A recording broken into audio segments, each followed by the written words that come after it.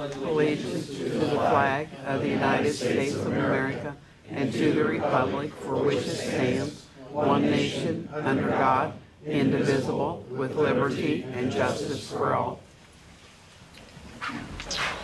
Good evening. Today is Tuesday, August 9th, 2022, the time being 5:30 p.m. The meeting of the Greensburg Board of Works is called to order. At this time, please silence all electronic devices to comply with Title VI of the Civil Rights Act of 1964. The city requests that participants in this meeting complete a voluntary anonymous survey that's available on the table in the back of the room. Amy, would you please call the roll? Jamie Cain. Here. Rodney King. Here. Glenn Tebby. Here. Karen Rust. Here. Mayor Joshua Marsh. Present.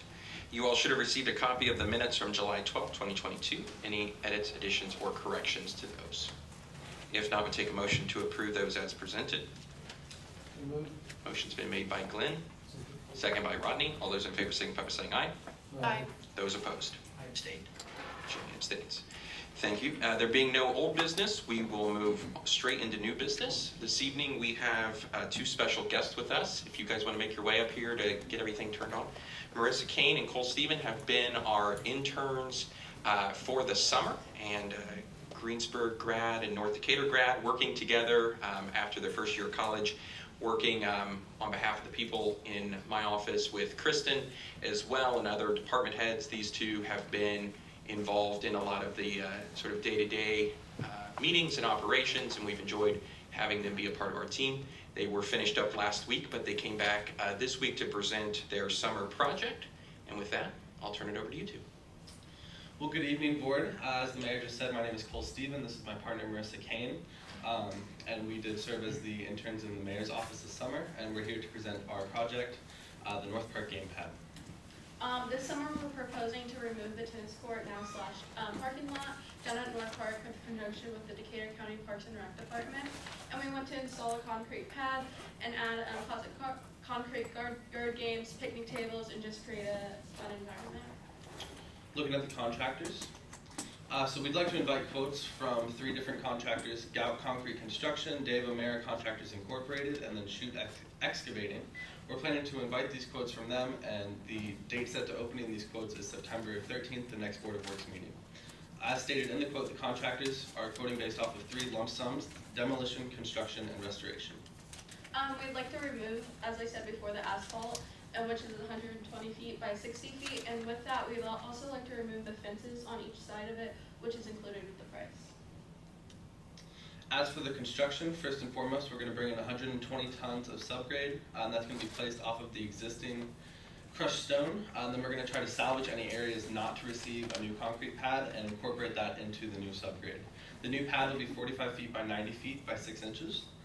There will be a 2% grade running down from east to west to help with drainage. And then lastly, an ADA compliant ramp connecting the sidewalk to the pad will be included in the price of construction. We'd like to restore the north, west, and south side of the pad since the concrete pad will be smaller than the original asphalt. We'd like to just put topsoil down and grade it out and then seed it according to the IDEM standards. As for the games, one game we wanted to include, which was just a throwback to our childhood, is Foursquare. It's really simple, just 4 squares inside a larger one, played with any type of ball. The company we'd like to work with for the concrete games is Dottie & Sons. Why Dottie & Sons? First and foremost is their location. They're located in Sycamore, Illinois, which is by far the closest of all of the companies we looked at. And then of all the companies that we reached out to, they were the most responsive. They also offer a wide range of products, including a wide range of other concrete games. So while we've only chosen 2 for this product, we believe that if the city wanted to expand in the future and get more, they would be a great asset to have.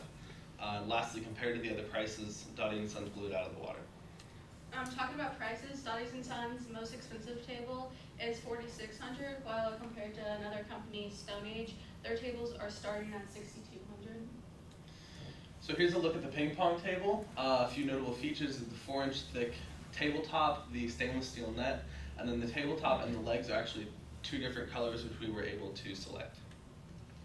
The ping pong table would be $3,995, and we'd only want to purchase 1 table.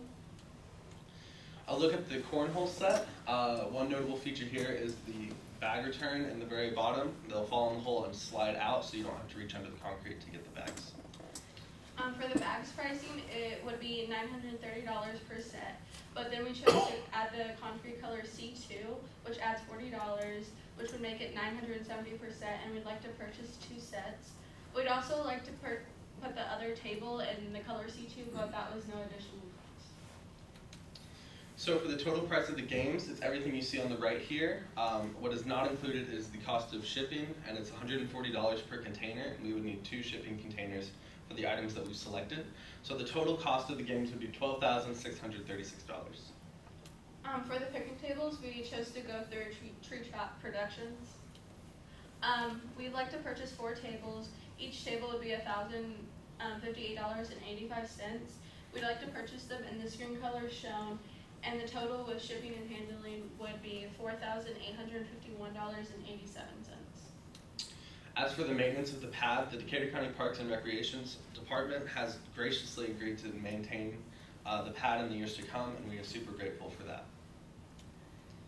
Here's a look at the layout. As you can see to the left, you've got the 2 cornhole games, and then in the middle we have the City of Greensburg logo as well as the Parks Department logo. Then to the right, you've got the ping pong table, the 4 square, and then the 4 picnic tables. A few things to note is each one of those blue squares is 15 foot by 15 foot, so that is to scale. And then the areas designated for the concrete games is including the quote-unquote player area. So while they look really close together and kind of compact in the picture, in reality they're a little more spread out. To look at the pricing for the project, so demolition would not to exceed $7,512.13.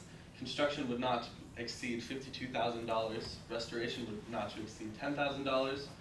Picnic tables, as we've already discussed, is $4,851.87. The games would be $12,636, and then the total cost of the project would not to exceed $87,000. This project is paid entirely by the mayor intern budget entitled Mayor Community Improvements. And then as stated in the invitations, the chosen contractor can choose to be paid by the month. And the project will take 60 days, so they're choosing to be paid in one large sum or halfway through the project. And then this evening we are looking for approval to continue this project, send out the quote invitations, and to come back next month with the received quotes. Thank you for your time. I have a Question? question. Yes. Would the picnic tables be secured to the concrete? Yes, they would be anchored down. And who is doing that? Is that a part of the construction budget? So for the picnic tables and the concrete games, we were hoping to reach out to the street department. We have been in some communications with them, but we haven't actually written it down. Wondered where that was in the scope of work. And then where did you get the estimate figures for demo, construction, and restoration? So for the construction itself, before we realized that we needed to invite 3 quotes, we did reach out to Gout Concrete, so we are going off of the number that they gave us. And then as for the restoration and the demolition, we reached out to Nick Schomber. So he gave us the number for that. And then restoration is just what the people here at City Hall suggested might be a cost for that.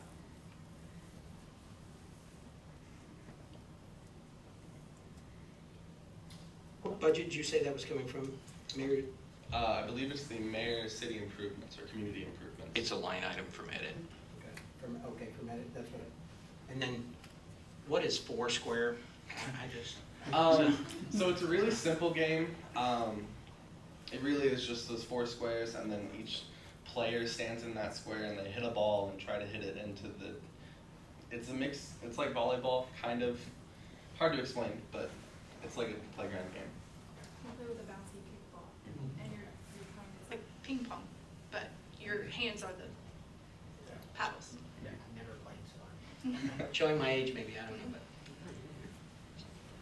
Showing my age, but I remember that from years ago. I never played it, but. There's an opportunity for the board to play That's right. Foursquare Exactly. after this is built. Yeah, there are 4 of us, so we could really. The total, the line item, I know it's a line item, but obviously the 87 is within that line item total, right? Yes. Well, something need to be done with that spot there, and I think it's a marvelous idea that you've come up with. I think it's something that be utilized by families as well as just people coming and going, it looks to me like. The ping pong idea is a cool idea, though. I can't imagine, I don't know if we had a sweatband or something if you're gonna go play ping pong out in the sun, but what I saw, it looked like a nice idea. My question is, we just got a new sidewalk there, and getting that demolished and added and concrete in and everything else, I know you're gonna get a ramp apparently from the sidewalk to the play area, and there's accessibility from either end, I believe, but there's no accessibility along that east side of the street. Is there any thought about, well, first thought, how are we gonna get it done without carrying up the sidewalk and the curb?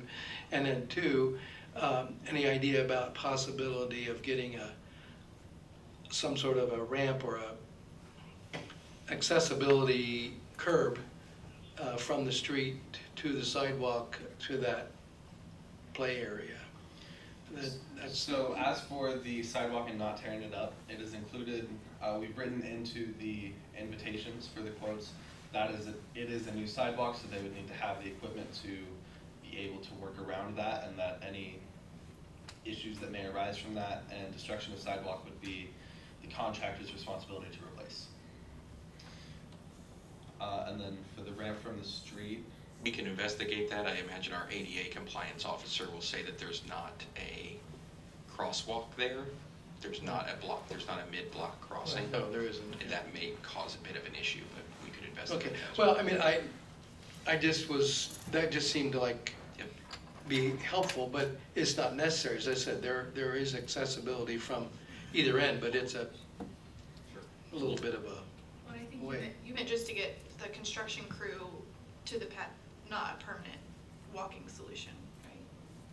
But The no. ramp from the road? No, I was meant a permanent one. Oh, you meant permanent, okay. Yeah, I figured they were gonna have to figure out some way to get over top of that, or they'd have to replace it, but that just seems like it's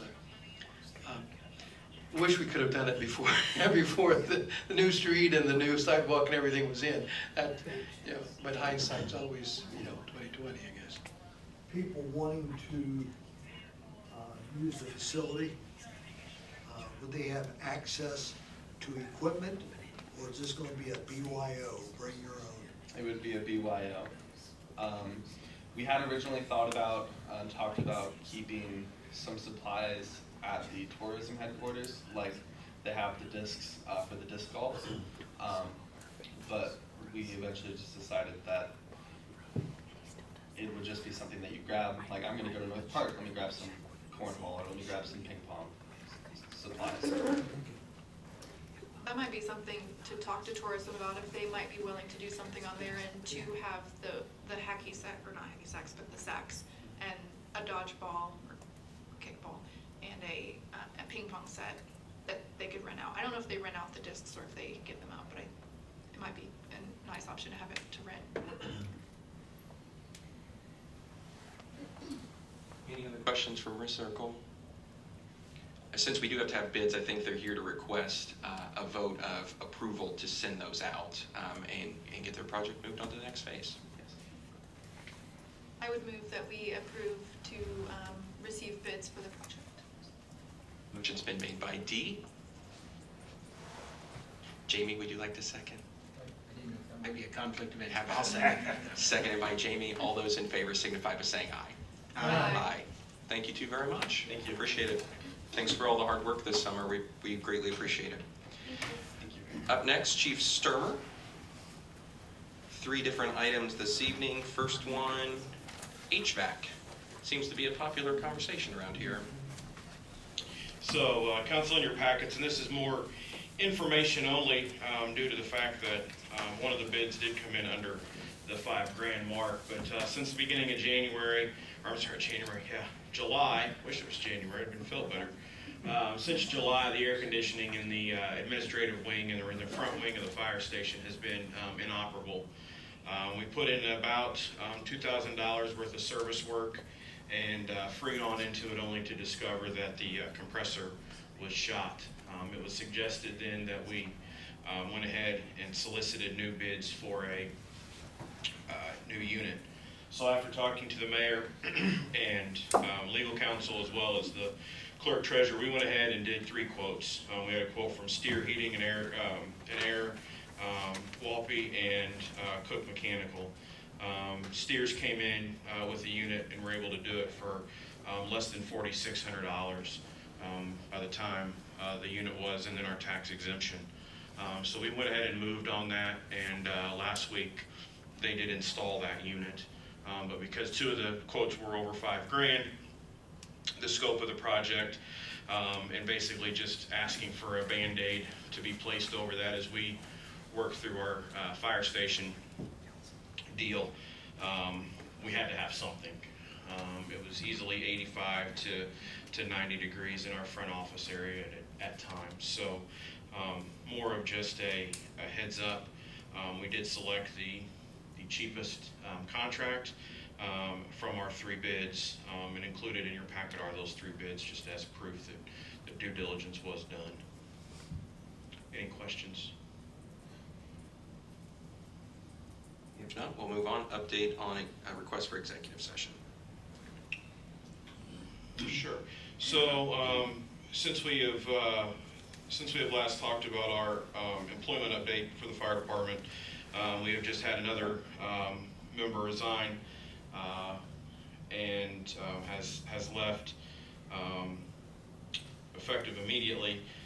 So we are looking to schedule an executive session for the Board of Works, either the end of the basically August, end of August, or the beginning of September.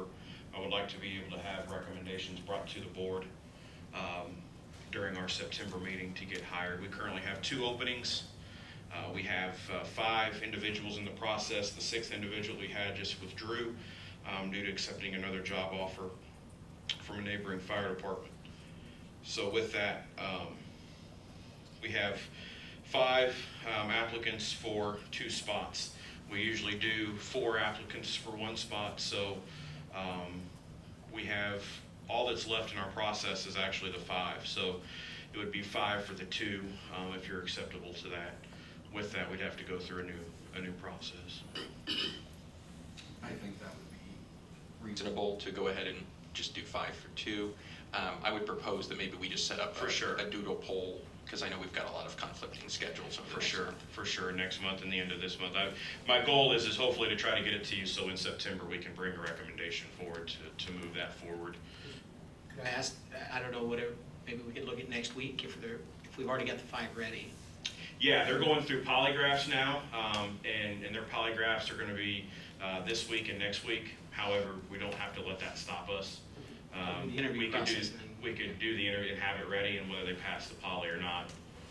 It's somewhat backwards, but it's easy to, I would rather get it done and be ready for it versus trying to push and wait. Okay, we can figure that out. And final item? The final item I bring to you is approval in your packet is a memo for replacement of the fire chief's vehicle. It was budgeted in the 2022 budget in fire cumulative fund for a total of $50,000. That was for vehicle, emergency lights, siren, and then the graphics package that is there. I'm asking for approval to spend no more than the budgeted $50,000 from that line item for that vehicle and associated equipment to go with it. Did we get multiple vehicle quotes, or I just seen the one? Or There is just one in there. This was purchased off of the,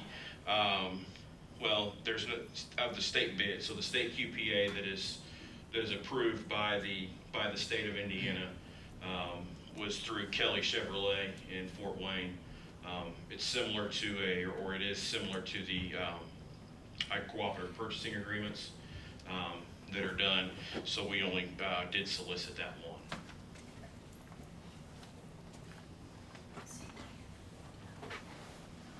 Any other questions for chief, on that? If not, we'd take a motion to approve as presented. I'll make a motion to approve the purchase of the vehicle. Motion's been made by Rodney. Is there a second? I'll second. Seconded by Glenn. Any other questions? All those in favor signify by saying aye. Aye. Aye. Those opposed? Perfect. Thank you. you. Up next, Zeke Smith, Wastewater Superintendent, UV disinfection. This is back around. Good evening, Zeke. Good evening, Mayor, Board. Pretty much should be a Trojan UV disinfection packet. I'm here tonight essentially seeking approval to purchase this as a standalone unit, which we don't typically do it that way. Have Travis Maupin here from Strange Associates to get into some details regarding that and maybe give a better explanation as to kind of how we got here. So Travis, I'll give you the floor, man. All right, sure thing. Good evening, everybody. So quick background to the project. It's a UV replacement project. At the end of the day, the existing UV system at the plant is approaching over 20 years old.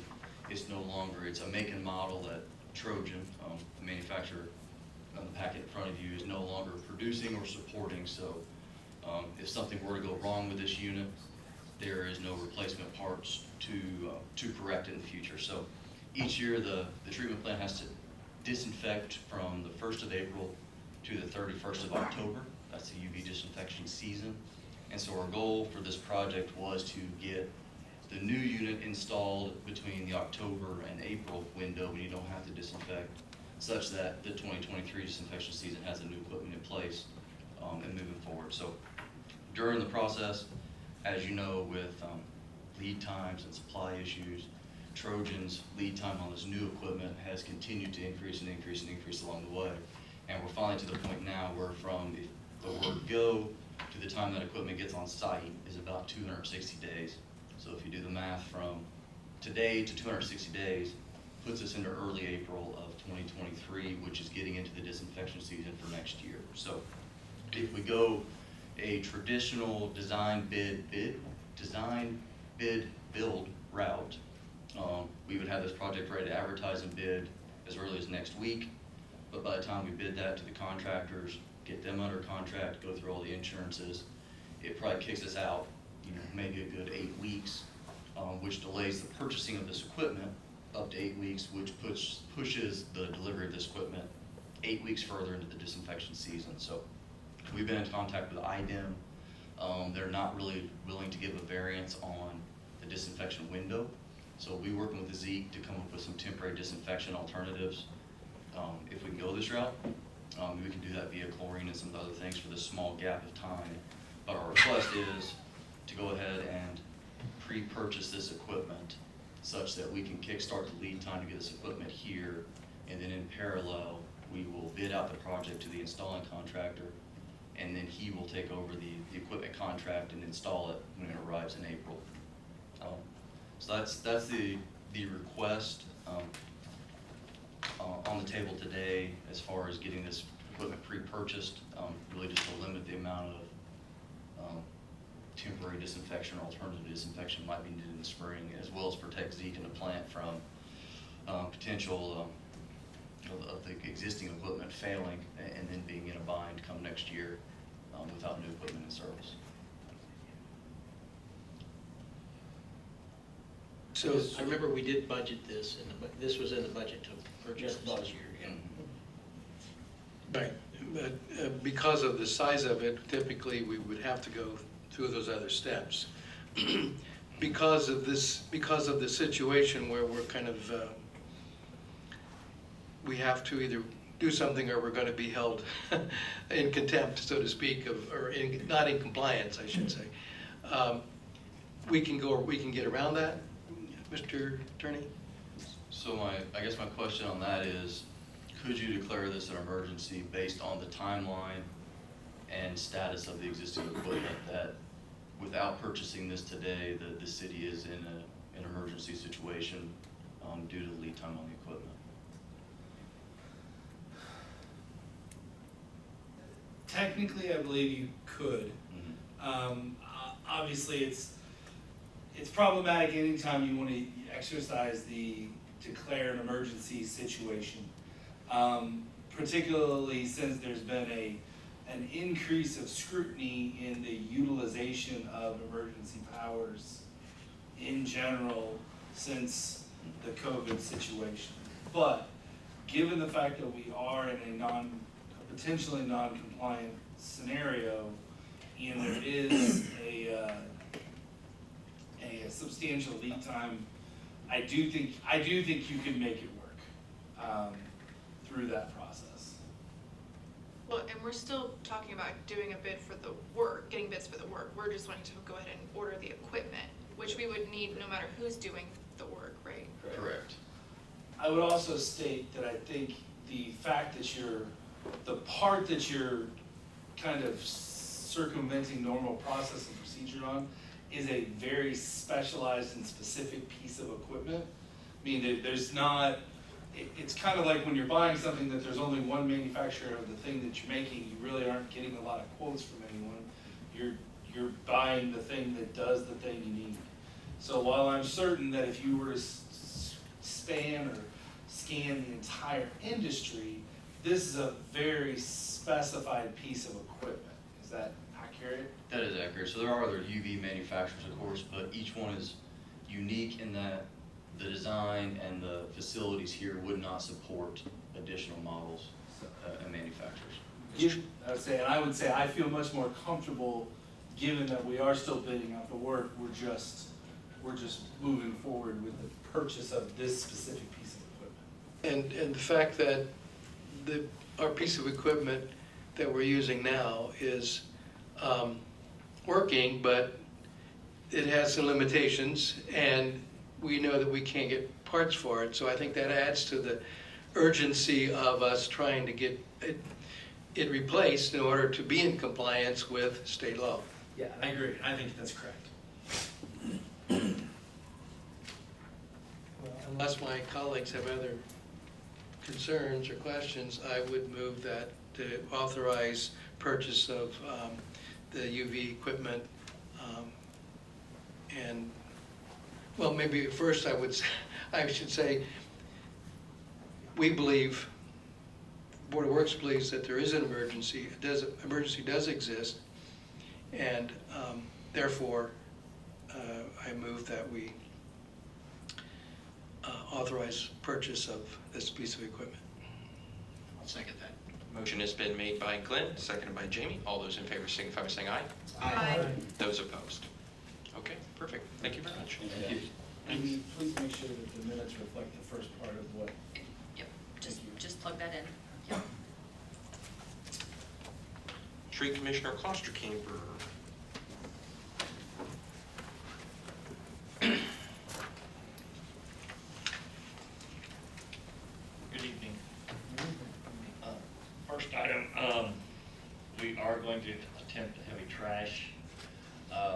We didn't feel like we wanted to deprive the citizens the opportunity to at least have heavy trash. We've implemented some changes. I think you all got a copy of the door hanger. We're trying to get the word out. We're going to eliminate the construction and the demolition debris, which is a huge amount of the problem.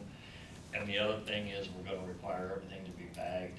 We're not going to have loose trash like we had a multitude of throughout the city this spring. I continue to gather information. Once we get through this week, just next week, next month, I'll try to bring you a synopsis of what we found out. I'm amazed at the number of communities that have discontinued them, but that has not been a popular choice in some of those areas. But there are a lot more restrictions in place than what was just a few years ago. So we're going to go ahead and make do and struggle through next week and hopefully get everything cleaned up one more time. Question. You said that we decided to go ahead and do this. Who was involved in that decision making? I guess myself and the mayor talked about it. Okay. We just chose to go ahead and have one, as we've always had one. Okay, but based upon the discussion we had at a previous meeting and looking at evidence of what was out there for our workers to pick up. It was totally unfair to the city. It was totally unfair to the workers.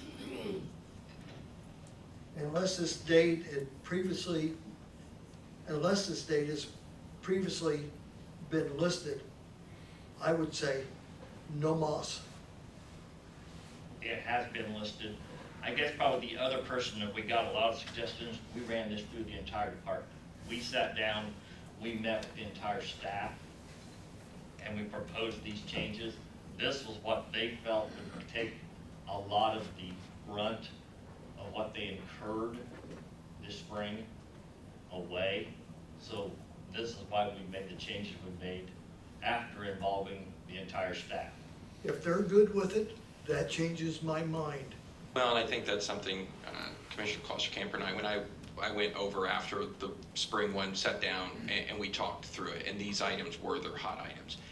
It is fair to say that the board had that conversation at our July meeting, June meeting. Right. We didn't have something prepared as a way forward for the July meeting. And to have something that is annual in August and then come today and not have it next week, we didn't feel was adequate notice, and Mark's doing a much better job of trying to gather data. I think this is a good test run to see if our volumes are less and what compliance looks like. And I think that this could be a good test to see how we want to tweak our ordinance going forward.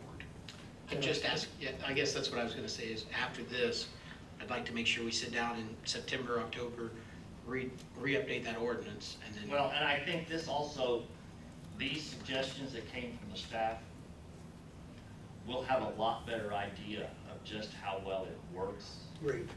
And it's easier to do it now because this is the August, and the August heavy trash usually has a much lower volume than the one we have in May. And hopefully our residents who have not been very helpful will let their relatives in other areas know that it is only for the city of Greensburg and not for Decatur County and surrounding counties. I understand your reasoning, and I have no reason to say you shouldn't do it. Well, I guess some concern is to make sure that the word is out and that people are understanding of it. The door hanger or whatever, notifying somebody why something wasn't picked up or is not being picked up. My only concern is once somebody puts it out there, are they gonna pick it back up, or is the darn stuff gonna sit there on the curb for weeks? And that really is a concern of mine, that if people are doing some of what they've done in the past, or at least this past time, and it's not picked up, because we're not going to pick it up. I agree we should not. I don't know what we can do to enforce them getting it off for the homeowner then to remove it in a proper way. So that would switch over to Sarah's department. Yeah. We have an ordinance in place. Okay. And there is penalties involved. Okay. That's So fine. once it's tagged and they are aware that they are in violation, then they have an opportunity to remove it themselves. I can't remember if it's 1 or 2 weeks. If they don't, we will. 10 days, or I'm trying to remember the ordinance. The trash ordinance is different than the one for the yard waste. I believe it might be a week. Will there be a record of who received a violation notice? Yes. Okay. I think we'll see it too. And I mean, undoubtedly you will see violations. Yeah, I think we will. You know, we can put it online, we can put it in the newspaper, we can get it to the radio, we can try our best to communicate the changes. But inevitably, you're gonna have people that are not gonna respect the changes. In some respects, doing it and that the violation is there, we'll get the word out that we're not gonna pick it up. I mean, that, so that might be an effective communication tool in the end. I just worry that it's gonna look bad for a while. I assure you it's not gonna stay there long enough. Okay, very good, very good. Well, I appreciate the fact that you've had communication amongst yourselves and with the workers, that they're okay with this. I think we actually had a luncheon, we sat them down, and we let them speak freely, and the mayor and myself done more listening than anything else. And after we had that opportunity for them to speak, and let them recommend some of the changes they thought would best benefit, that's how we move forward with what you see in front of you. If they're happy, I'm happy. Well, they're not happy, but they're happier, let's put it that way. Okay, And I can tell you on the 20th, if we're a lot happier. okay. Thank you. Well, I agree with your decision to move forward with the August one, and get these rules out there. I think that they're completely fair to your team and to, the people of Greensburg. But I would like you to do your due diligence to get the word out to, the community that these are the new things that will not be picked up next week. So you mentioned radio, newspaper, social media would be another good one. We've already been there. Okay. I honestly, I haven't seen anything about it, so. I saw something I thought on Facebook. Okay. The other thing, could we do an automated telephone call to everyone? I don't know that capability. Yeah, we can. That might help. Any other questions for Mark on that? If not, second item, flatbed. Second item, within the budget, we had the replacement of a vehicle. The current situation, vehicles are very difficult to acquire. I went out early in the month, last month, and approached all three of the local dealerships, gave them an opportunity. I have a quote from Marsh Ford. They cannot price a 23, they gave me a price for a 22 replacement vehicle. It came in at $46,760. I went to Fleetwood Chevrolet Buick. They have the capability to quote a 23. They came back at $40,963. And I waited until today to touch base again with Adra Ram, and they currently have the inability to order a 22 or a 23 as of today, so I do not have a quote from them. They're all extremely far out as far as receiving the vehicle, and matter of fact, even the one that could quote the new one, it says it could be anywhere from 8 to 10 months for a single bed or a single cab and chassis that we're gonna put a flatbed truck on. So I would like to go ahead and make the purchase and get it as quick as we possibly can, because we know we're gonna be hanging out there for quite a time.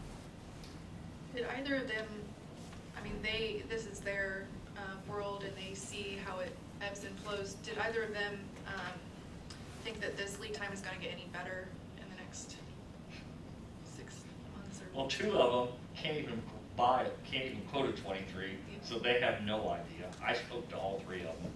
And Fleetwood Chevrolet, they also said they can't foresee it getting better quickly. Matter of fact, we ordered a truck last November for one that was in an accident last summer. It came in Saturday. To give you an idea. So it took 9.5 months for that one to arrive. Are both of these vehicles quoted, do both of them meet your needs? Yes. Or I put does one together, meet your needs better? I don't- put I don't see together anything. equal specifications for all three of It's them. not the back. Oh, okay, gotcha. Yeah, I didn't have them because I gave them up at the last minute to try to give everybody an opportunity Okay. to see what the manufacturers were doing as far as getting prices. But does one of them meet your needs better than the other, or they both meet your needs? They're both, Okay. everybody had the exact same specifications to bid from. What was the Ford again? 46,760. 46, $760, and the other one was $40,963. Is one available sooner than the other? They can price it, but they can't actually order a 22, so they don't have prices for anything current. So the only thing that's available is the one that's 10 months out, Which is the, the Chevrolet. And that's not all price difference. At least Chevrolet did offer some governmental bid assist and did take $3,300 off of the price of the vehicle. That's what makes the difference. So it's in this year's budget, but it actually be paid out next year. correct. It'll have to be encumbered in December and carried over for the next year. I'll make a motion that we purchase the one from Fleetwood Chevy for $40,963. Second. Motion's been made by Jamie, seconded by Dee. All those in favor signify by saying aye. Aye. Those Thank you. opposed? Thanks, Mark. Up next, Ron May, City Engineer. We have 3 items this evening. First one is the St. Mary's Church Sewer and Wastewater Credit. Wastewater. Stormwater. The stormwater credit. Yeah. So, good evening. You may all remember a while back you approved. Hold on, Ron. We got to. Is that on the agenda? Yes. It says sewer and wastewater. It says Sewer and wastewater credit application.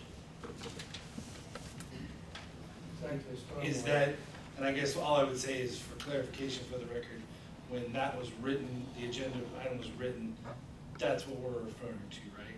When we say stormwater credit application? It is a application for a credit for their stormwater fees.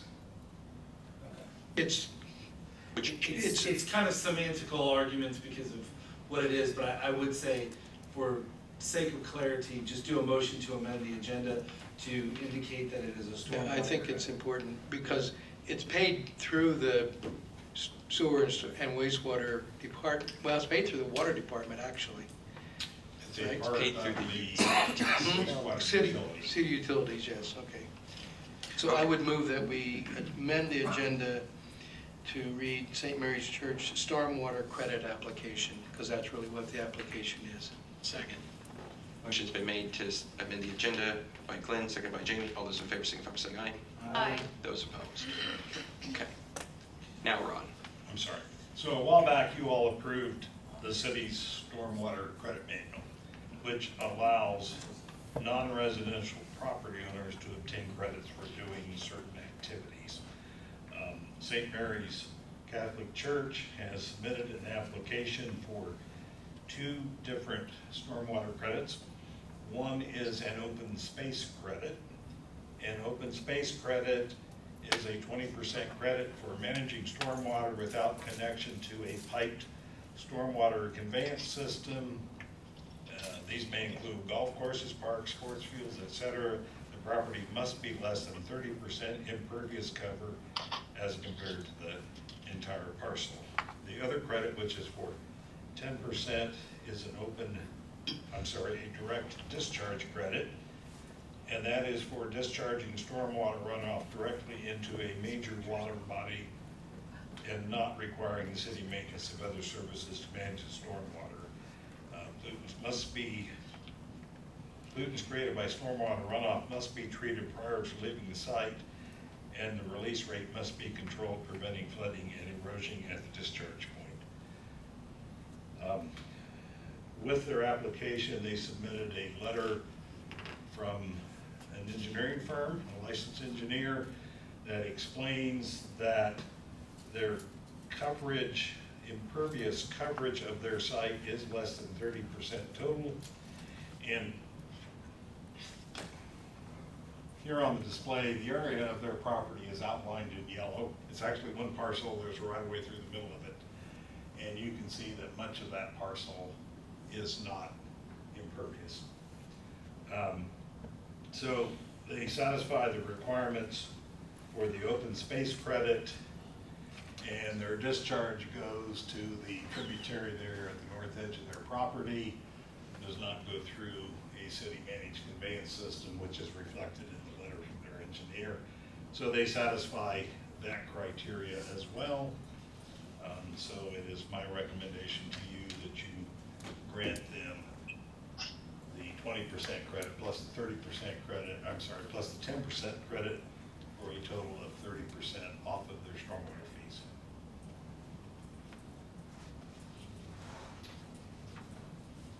Motion to approve. Second. Motion's been made by Rodney, second by Jamie. Any other questions? If not, all those in favor signify by saying aye. Aye. Those opposed. Next item, we have an appeal to the impervious area of 201 South Monfort Street.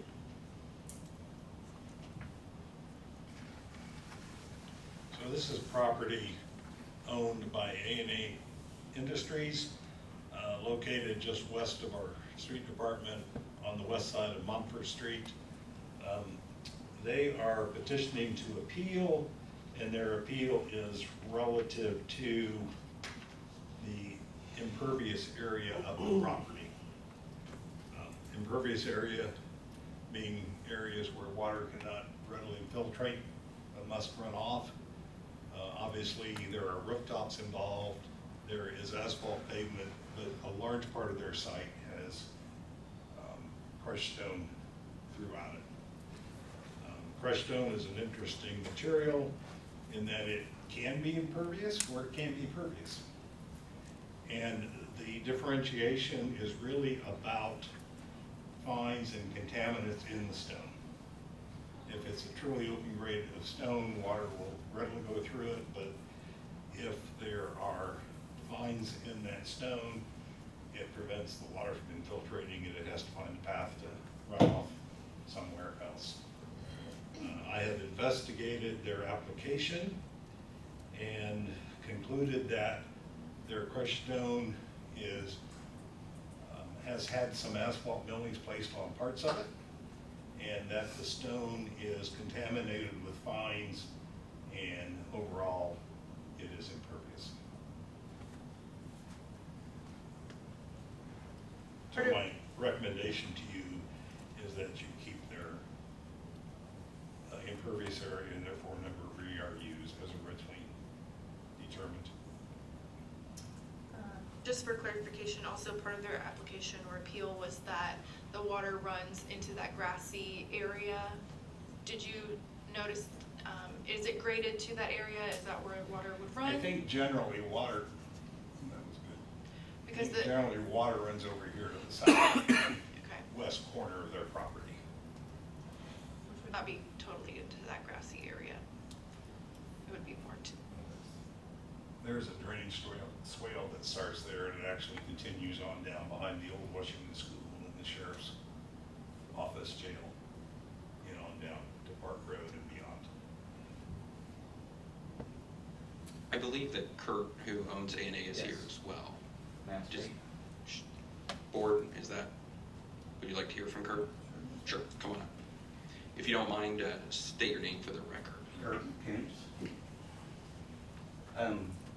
The ground that I built on was railroad property, so when we built the foundation and everything was on stone. When we dug down, how deep, all of the ground filters to one area, which is stone area, and I actually have some pictures from today when the storm came through, if I could show you.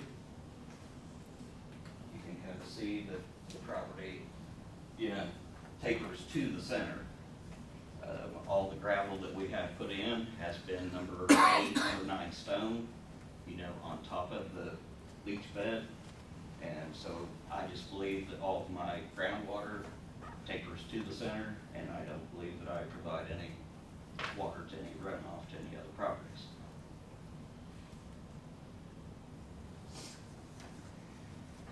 Okay.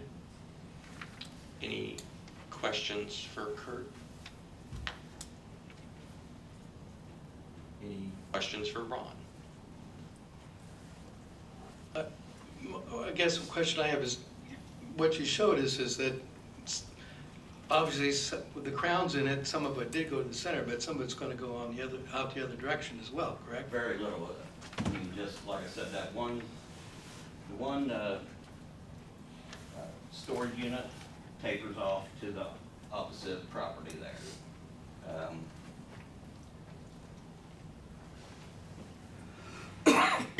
Right. Sorry about that, I was trying to make it larger. You're going the wrong way.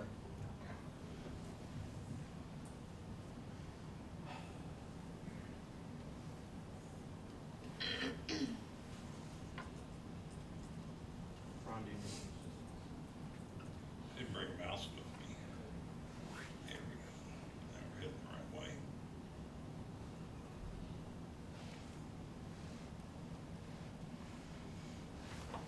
There, that's a little easier to see maybe. Okay. The railroad is the high part, all of my rooftops and so forth. This is pretty much the low part of the area. The only thing that actually goes on to anyone else is this rooftop right here. Everything else tapers right down here. And you can see by the pictures that we took today, that right there's a low spot and that is the low spot. And then therefore the water filtrates down through the crack.